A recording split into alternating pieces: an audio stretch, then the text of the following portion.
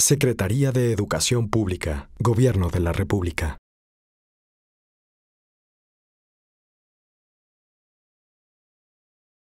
Bueno, pues le daríamos el uso de la voz al secretario de Educación Pública, el maestro Aurelio Nuño Mayer, resaltando que la Secretaría de Educación Pública en un acumulado de 2003 a 2016 es el segundo sujeto obligado, como lo llama la ley, con más solicitudes de información, con un poco más de 63,000. Y esto es un tema importante para darle, secretario, el uso de la voz, agradeciendo siempre el compromiso que ha tenido con la transparencia, el acceso a la información, la protección de datos personales de niñas, niños y adolescentes y también la gran colaboración con el instituto. Al revés, muchas gracias Jimena, muchas gracias por la invitación. Saludo también a todas las comisionadas y comisionados, consejeros, son comisionados, ¿verdad? A las comisionadas y comisionados que están aquí, a todo el pleno, un gusto verlos, saludarlos y por supuesto con quienes comparto este panel, señor rector, Nuria, Tere, Blanca, muchas gracias por esta invitación. Primero, dijéramos sobre esta pregunta, ¿qué información tenemos y qué nos hace falta? Lo primero que empezaría diciendo, y que es muy importante entender, porque esta parte es también fundamental para la reforma educativa y la transformación que estamos haciendo. El sistema educativo que teníamos y que estamos ahorita en proceso de transformación y que es un proceso evidentemente complejo y que por lo mismo tiene tiempos también largos y es una condición de cualquier reforma educativa profunda como la que se está haciendo en este momento. Hay que entender que partíamos de una estructura y de un sistema educativo, por un lado, altamente en su estructura corporativo, clientelar, opaco y sin información, o con muy poca información y una información muy dispersa. Y parte precisamente central de la reorganización del sistema educativo tiene que ver con pasar de un sistema corporativo y clientelar a uno sustentado en derechos y obligaciones claras, teniendo al mérito como el centro de organización del nuevo sistema y por supuesto haciéndolo transparente y teniendo más información. Y es uno de los principios del proceso de transformación que estamos viviendo. Y por ello, como lo decía hace un momento Blanca, y es una muestra de dónde estábamos, por más absurdo que parezca, previo a que iniciara el proceso de la reforma educativa, en México no sabíamos ni cuántos maestros, ni cuántas escuelas teníamos, ni mucho menos qué pasaba y cuáles eran las condiciones de las escuelas. Y por eso se hizo un censo. Ese censo, dijéramos, y es a dónde vamos, cómo vamos avanzando en este proceso de tener información que antes no se tenía. Yo les diría que hoy tenemos 4 grandes fuentes estructurales de información sobre el sistema educativo. 4 fuentes que básicamente se han venido construyendo como parte de la transformación y de la reforma educativa. El primero es el censo, que nos dio un primer piso, se hizo junto con el INEGI, fue un mandato de la reforma educativa y nos dio un primer piso para conocer a mucho mayor detalle cuántas escuelas, cuántos maestros y qué características, incluyendo qué carencias tenían las escuelas. Y esa es una primer gran base de información de la que antes no teníamos. La segunda es la estadística 911, que además nos permite poder seguir actualizando y teniendo dinámica la información del censo. Esta estadística 911 es una información que se pide a cada una de las escuelas con parámetros muy similares a los del censo, es decir, cuántos maestros hay, cuáles son las condiciones de infraestructura, los alumnos, las carencias, etcétera. La tercer gran fuente, y esto particularmente para el gobierno federal tiene que ver con el FONE, es decir, con la nómina de pago magisterial, que como parte de la reforma en los maestros federales se volvió a centralizar y entonces ahí tenemos la información de pagos y dijéramos de la evolución y de la vida laboral de los maestros. Y la cuarta fuente de información son las evaluaciones, tanto las evaluaciones a los alumnos como a los maestros, que es información fundamental que esa ya nos lleva a cuál es el desempeño que está teniendo el sistema educativo en su esencia, es decir, cuál es el desempeño que tienen los alumnos y cuál es el desempeño que están teniendo los maestros. Y a partir de esas 4 fuentes, como les decía, todas partes de este cambio, hoy tenemos una cantidad de información que antes no teníamos y que son fundamental para la planeación de la educación y para pues también poder ir teniendo una política pública mucho más definida, mucho más exacta y de una mejora continua. Si les parece,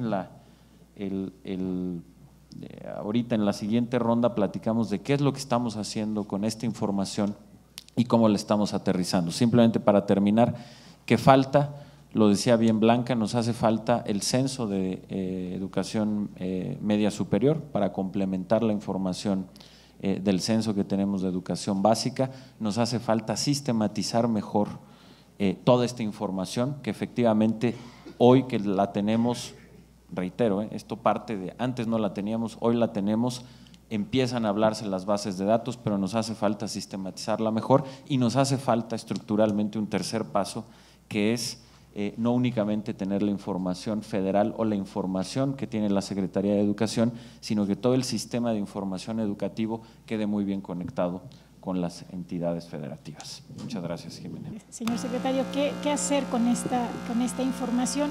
Y sobre todo resaltando un programa que ya lo mencionaba Nuria en la intervención, las escuelas al 100, y este programa que se está trabajando conjuntamente la Secretaría de Educación a través del INIFED con el propio INAI para hacer un portal 100% transparente en donde se le estén rindiendo cuentas a la ciudadanía de los recursos, pero sobre todo la utilización y que pueda tener cada padre de familia conciencia de dónde se está invirtiendo estos recursos, a qué escuela llega y cuáles son los resultados.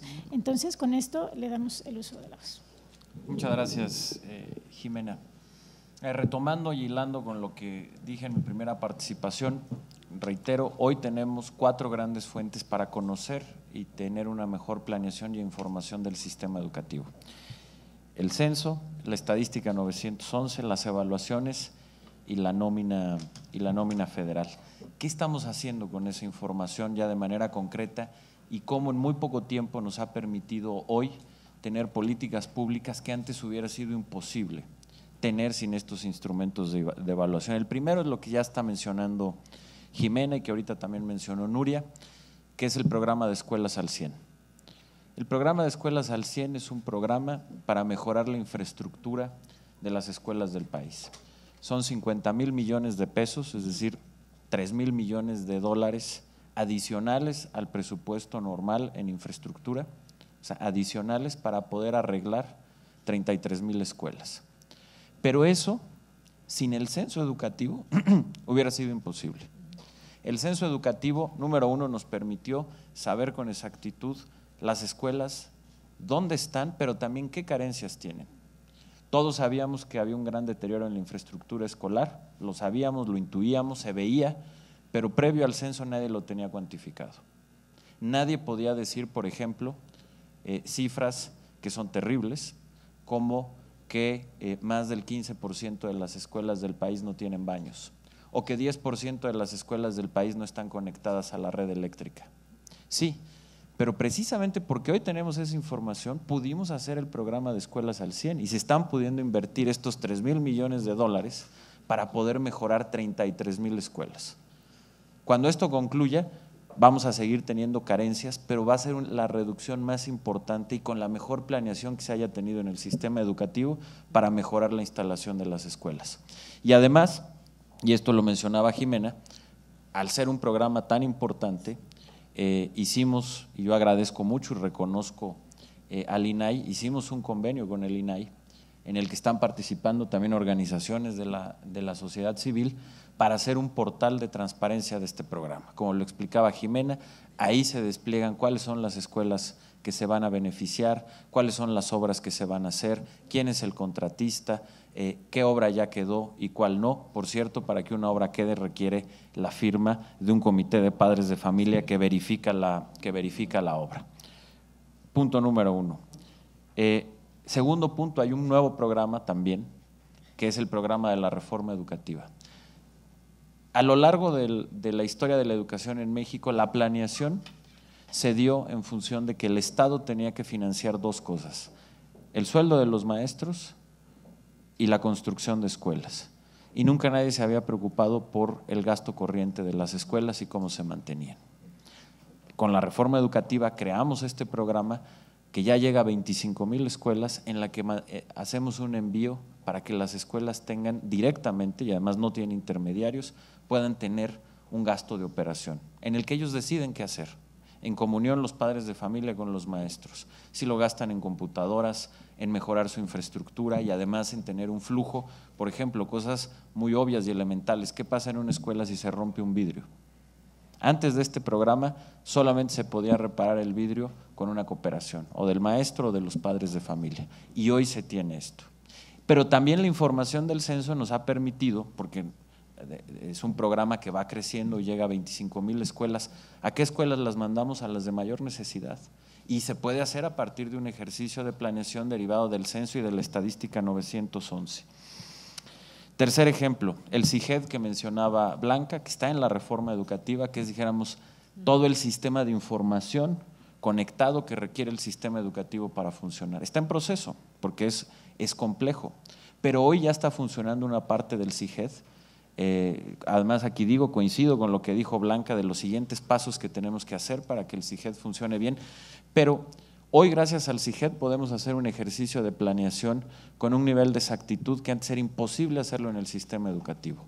Como que, por ejemplo, tener una planeación de la demografía de los maestros de México y tener una planeación de saber cuántos maestros vamos a necesitar en los siguientes 20 o 30 años, en qué, dónde, y que eso nos da una mejor planeación para la formación inicial de los maestros, para tener una mejor política pública hacia el retiro de los maestros, hacia la mejora y la profesionalización de los maestros. Cuarto ejemplo, las evaluaciones. Las evaluaciones a los maestros nos permiten tener información que antes no teníamos para poderles ofrecer una formación continua y una capacitación de calidad, que al final del día ese es el fin de las evaluaciones. Hoy, después de una evaluación, y aquí nos lo puede decir Tere, sabemos con mayor exactitud cuáles son las fortalezas, pero también en qué debe de mejorar un maestro, y se puede hacer por primera vez en la historia del país un programa de formación continua y de capacitación mucho más cercano a las necesidades reales de los maestros, aterrizado en la escuela y con una planeación como se debe. El quinto ejemplo es también la evaluación de los niños y de los jóvenes. Hoy, con los resultados tanto de las pruebas internacionales, pero de las pruebas que hacemos aquí en México, podemos tener un nivel mucho más desagregado a nivel por escuela y saber qué es lo que requiere hacer esa escuela para mejorar, pero para el nivel de política pública más macro lo tenemos por municipio, por estado. Podemos empezar a tener correlaciones que nos den una explicación mucho más fina y por lo tanto tener mejores políticas públicas de cómo mejorar la educación. Una muy clara, que obviamente tiene mucha discusión, pero hoy, por ejemplo, al cruzar las bases de datos de las evaluaciones de los niños con las evaluaciones de los maestros, hay una correlación altamente significativa estadísticamente entre dónde están los buenos maestros y los buenos resultados de los alumnos. Que esto tiene una explicación multifactual, sin duda. Temas socioeconómicos, sí, pero algo que hoy podemos decir con plena certeza es que hay una correlación de dónde están, a partir de la evaluación, los maestros que mejor salieron, y coincide plenamente con los niños que mejores resultados tienen en el sistema educativo. Para terminar, porque esto es muy importante, coincido plenamente con dos temas que dijo Nuria, que tienen que ver tanto con el preescolar como con los esfuerzos que tenemos que hacer de género en las escuelas. El dato que da es clave. Hoy la cobertura en México, y eso es algo muy bueno, es equitativa. Básicamente desde el preescolar hasta la educación universitaria es 50 y 50 entre hombres y mujeres. Pero el gran reto que enfrentamos es lo que dice Nuria. Los patrones culturales o de costumbres, como lo quieran llamar, que sigue haciendo que las niñas desde muy chiquitas piensen que hay carreras predeterminadas para ellas y otras que son para los hombres. Y eso está teniendo un costo, porque las carreras, por ejemplo, donde más se gana, que son las que tienen que ver con la ciencia, con las ingenierías, etcétera, es donde menos mujeres tenemos. Y ese es un esfuerzo que hay que hacer. Y el otro es el del preescolar, que coincido plenamente. Y aquí un dato que es importante y que nos debe de dar gusto como país. Hemos avanzado, está en el último informe de la OCDE, como muy pocos países en la cobertura de preescolar, pero aquí hay un dato importante y que tiene que ver también con costumbres que tenemos que romper. Si contabilizamos la cobertura de preescolar desde el tercer año, desde el año 3 de los niños, que es cuando inicia, hasta el 6, la cobertura es del 75%. Pero si la contabilizamos a partir de que los niños tienen 4 años, la cobertura es de más del 90%. ¿Qué quiere decir eso? Que tenemos ya prácticamente la infraestructura instalada para una cobertura universal de preescolar, y lo que falta es convencer a los papás que los niños pueden ir al preescolar desde los 3 años y no a partir de los 4 años, que se ha hecho una costumbre muy arraigada. Perdón que me alargué un poquito más, pero conclusiones. Primero, la reforma y la transformación educativa que estamos haciendo, como bien lo señaló ahorita Blanca, en gran medida es un cambio y es fundamental para lograr ese cambio la información y la transparencia. Como inicié, termino. Estamos pasando de un sistema clientelar, corporativo y opaco, y que parte de esa opacidad y su falta de información es que permitía tener un sistema de ese tipo. Y para poder transitar a un sistema de obligaciones y derechos claros, sustentado en el mérito, es fundamental tener información y que sea transparente. Y por lo mismo la información y la transparencia es parte fundamental del cambio y de la reforma. Segundo,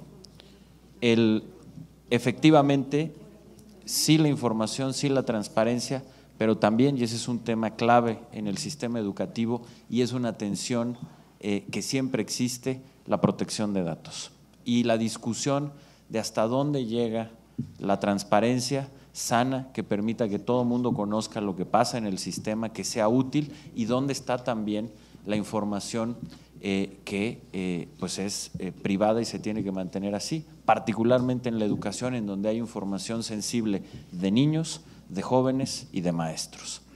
Y finalmente, un tercer punto que ya no se abordó tanto porque yo me concentré más en hablar sobre la información del sistema educativo y cómo funciona, pero también otra parte fundamental es la información que crea el sistema educativo. Algo de esto ya habló Nuria, que son los contenidos, la disponibilidad de ellos, cómo se utilizan las nuevas plataformas y qué impacto tiene en el ejercicio central que buscamos con Educar, que es pues que los niños y los jóvenes tengan los conocimientos, las habilidades y las herramientas que les permitan ser felices. Cómo educar para la libertad y cómo educar para la creatividad, y qué función tiene en ello la información y la transparencia. Muchas gracias.